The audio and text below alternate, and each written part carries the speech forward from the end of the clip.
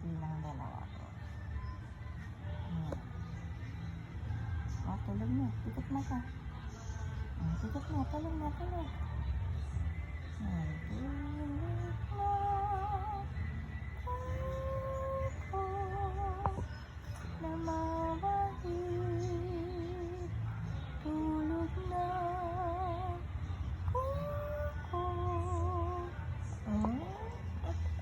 He shouldn't be at these kinds of parties in the first place, no matter if he's secretly enjoying the freak-off sessions or has some shady dealings with Diddy. And a lot of people agree. This person commented, a bishop shouldn't even be at this type of party. We have to be the light of the world. And now that 50 Cent is weighing in on this, everyone's even more convinced because 50 knows the stuff that goes on in these circles. And all of it...